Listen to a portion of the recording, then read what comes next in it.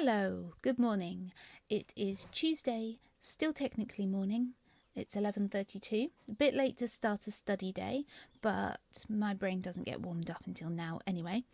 And I'm so excited to start this study day because it's quite rare that I have a day off in which to just do some academic work and to not have other things assigned. But I have got other stuff going on today. We've got the broadband installers here, so if you hear some drilling or that kind of thing, then that's why. But that's why I've had to take today off, because I work from home, and if we have a disruption in the internet provision, then I can't do my work, but I can do studying. So it's a good day to crack open the books and then get on with some studying. So what I've decided to do today is to study and learn more about ancient Egyptian temple layouts and temple structures, because it's one of the things that I'm really bad at remembering in Egyptology. I can't remember the difference between a hypostyle hall and a peristyle court. I can't remember what order the different rooms and sections of the temples go in, that kind of thing. So I'm going to do that today, it's great to fill in gaps in my knowledge. And it's one of the things that's listed in my personal curriculum journal, which is inside this big traveller's notebook. So I'm glad I'll be able to tick something off today. I'm hoping to get enough studying done that I feel like I'm confident that I've done all of the basics for it. And I'm going to grab some books off my shelf in a minute, but I'm not going to be too ambitious with what I feel like I should be doing today when I write my plan, because I don't want to set myself up for disappointment if I get a big pile of books or a big list of things that I want to study. I'm going to keep it simple, and then if I have time later to elaborate on my plan, I can get into more detail. So it's cult temples, not mortuary temples. So it's the temples that are for the worship of gods, not the worship of the deceased king in ancient Egypt. And then at the end, I will tell you all the interesting things I found out about temples. Not everything, just the interesting stuff. So let's go and pick some books.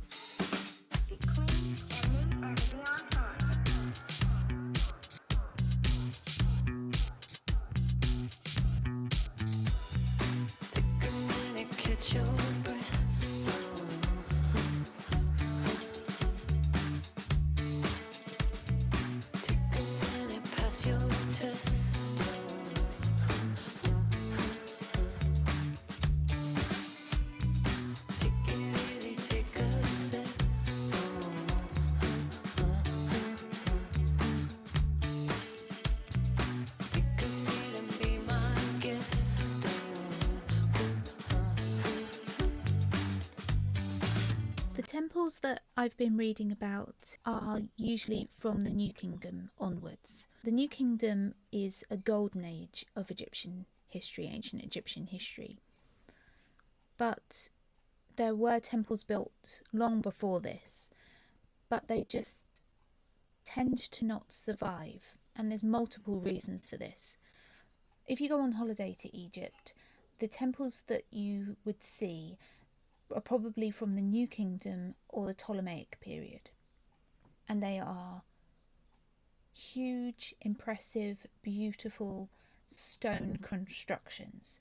And stone is really important because before then, temples were made of materials that would have been easily destroyable. So, for example, the very earliest temples would have been made from reeds, wood, that kind of material, and they would have very easily been even blown down in a storm or destroyed through termites or the Nile flooding or anything like that. And then later there were royal funerary temples made of stone, starting with Djoser, but cult temples would have been made from mud brick, just like the majority of buildings in ancient Egypt were made from mud brick, and these were unfired. So that means that when the mud was mixed up and put in moulds, and then the moulds were removed, they were just left on the floor for the sun to dry out. They were not fired. So if they come in contact with water, they will just turn back into mud. So they were very easily destroyable. And then as we get into the Middle Kingdom especially, you start to see some elements of temples that were made from stone, and these were usually donated by the king, and they were specific parts of the temple, like door lintels made of stone, but not the majority of the temple. But you see some specific constructions made of stone, small shrines and chapels and things like that made of stone, commissioned by the king, but not whole huge temples. But then during the New Kingdom especially, there was kind of this competition between kings and the previous kings, in which the current king wanted to outdo his predecessors. So he would either extend a temple, improve it, so replace parts of it with better parts, or they might build whole new parts of the temple. But if a construction in the temple built by a previous king was in the way of the plan that this king had for the extended or improved temple, they would just demolish that part. And particularly if there were constructions from pharaohs that the current king had discredited, people like Hatshepsut, who was a female pharaoh, was discredited for various reasons. Akhenaten, who was the heretic king who abandoned the traditional gods of Egypt to worship the Aten, and only the Aten, a particular sun god that he made the only god. The later kings were quite happy to demolish what they had built in temples, and then they used those parts of the temples, these blocks of stone and things, inside the pylons that they built for their extensions to the temple. And these pylons had actually preserved these blocks that archaeologists were able to find later inside these pylons, and then they've been able to, in some cases, actually rebuild parts of those temples that were demolished.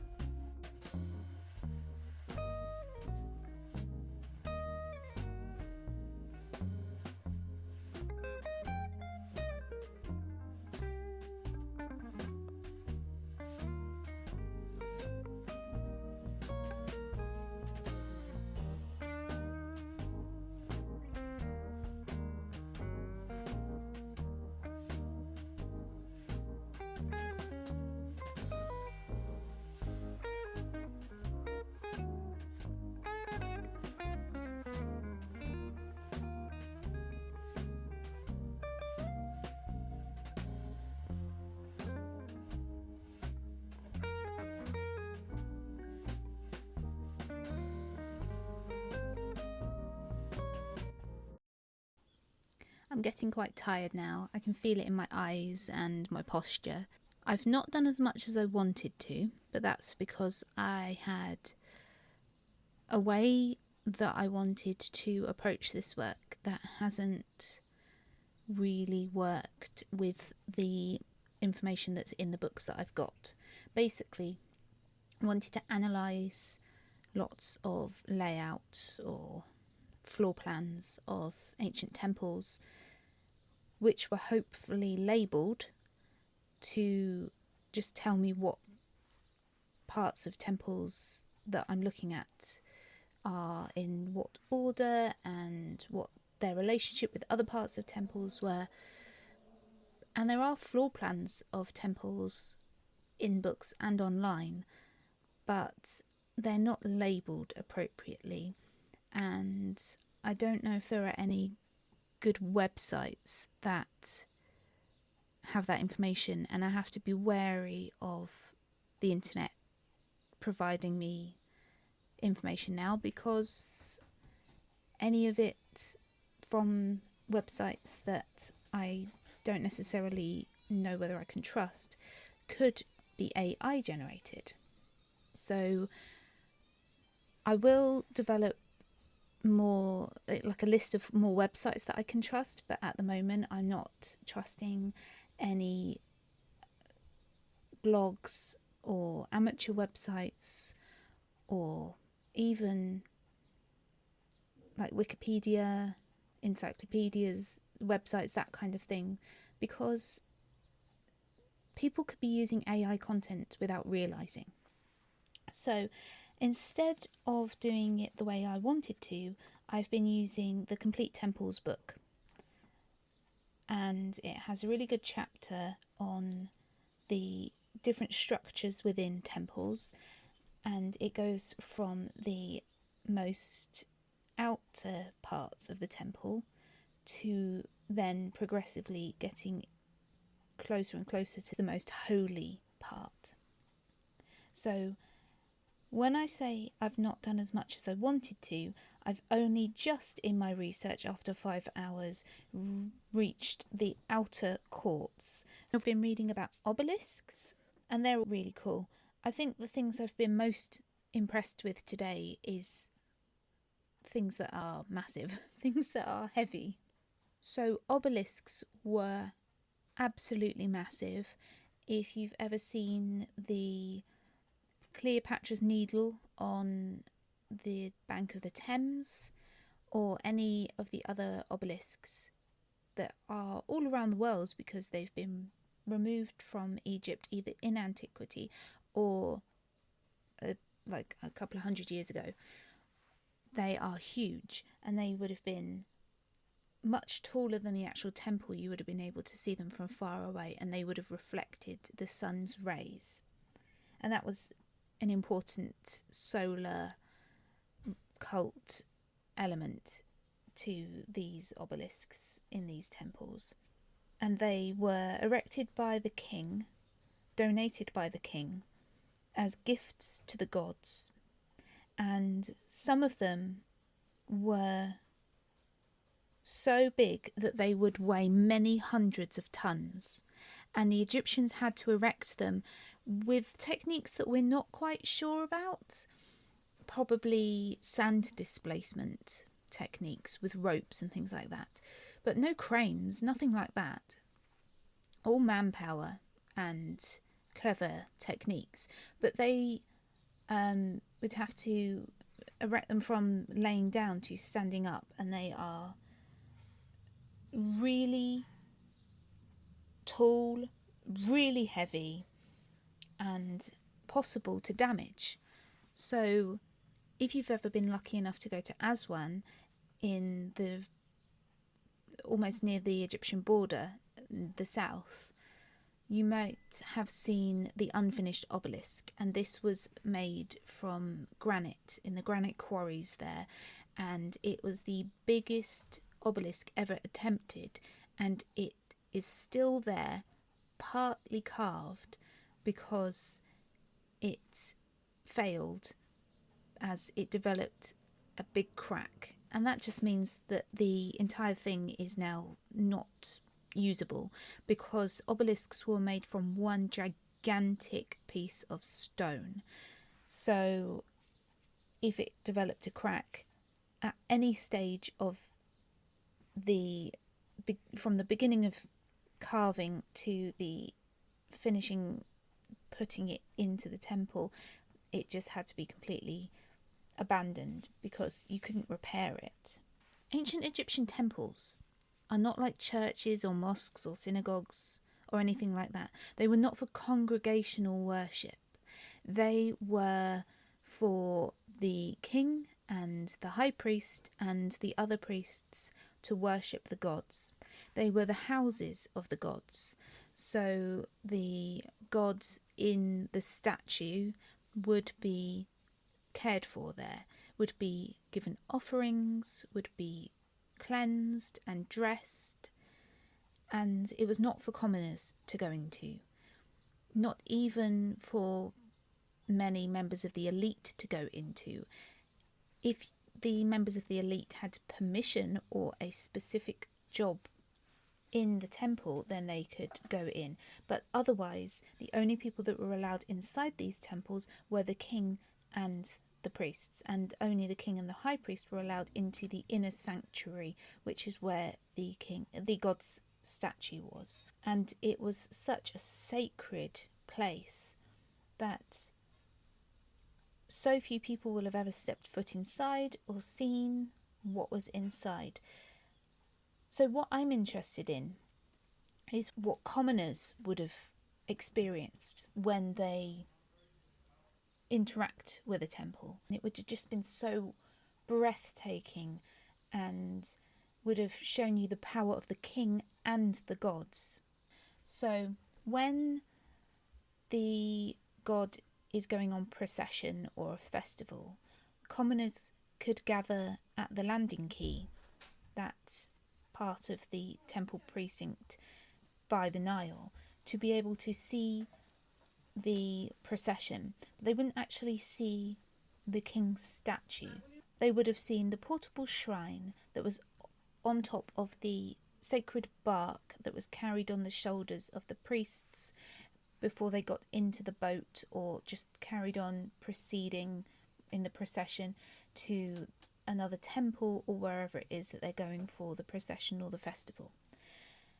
But the obelisks would have been visible from outside the temple, and the colossal statues as well would have been in an area that commoners were able to access and pray to the king, because these colossal statues were of the king, but the king was also a god, and ask him for help and make offerings to him.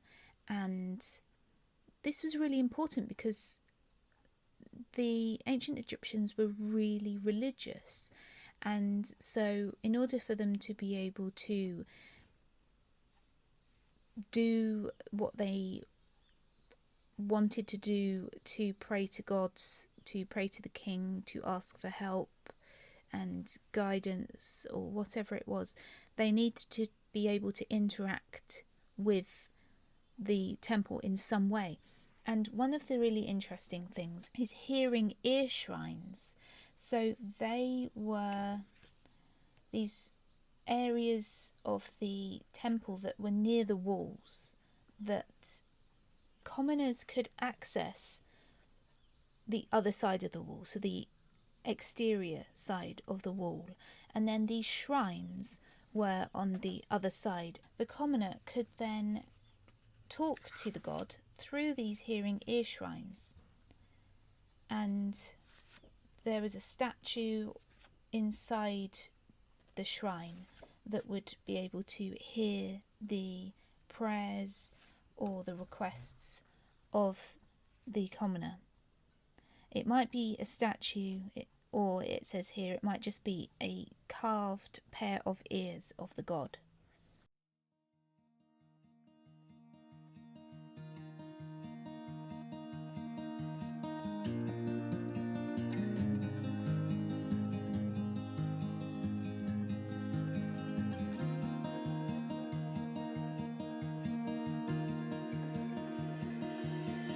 don't know if I can find my way out.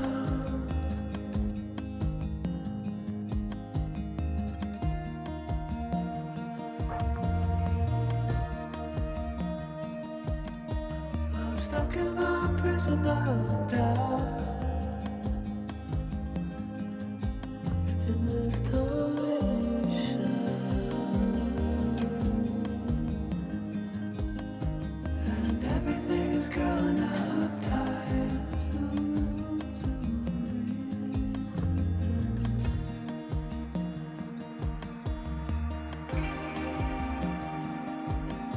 And nobody is watching at night. Who wanna rise up?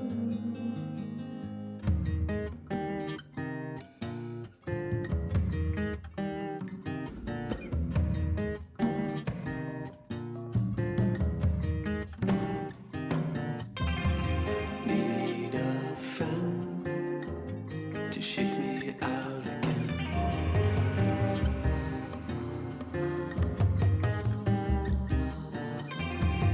Need a friend to shake me out again. It is 23:47. I am really tired. My eyes are so heavy. And I didn't get as much done as I wanted to today. I didn't get any more work done after I went to the supermarket, which is fine. I guess that me making notes on the different parts of the temple from the Complete Temples book by Richard H. Wilkinson was useful. But the trouble is, because I have a photographic memory, I want visuals to remember things by, and I haven't had that today.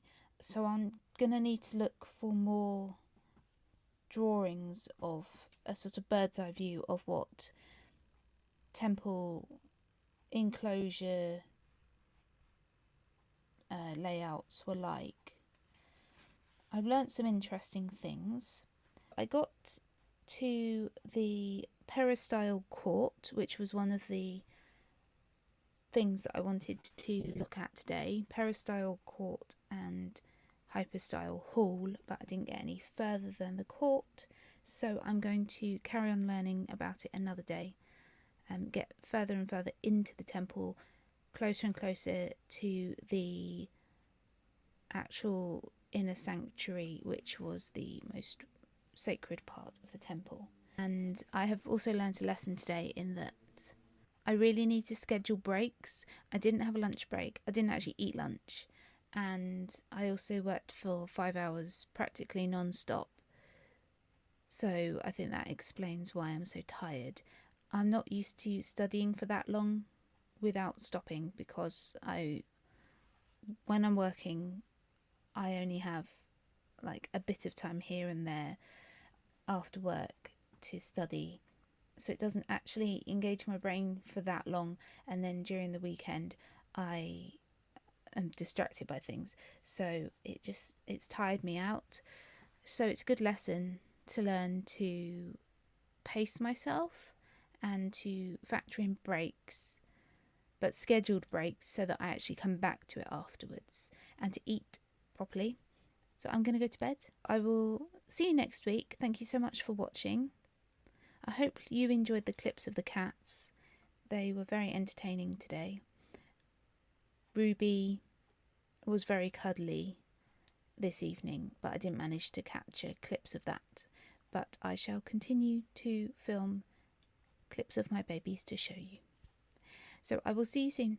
Thanks for watching.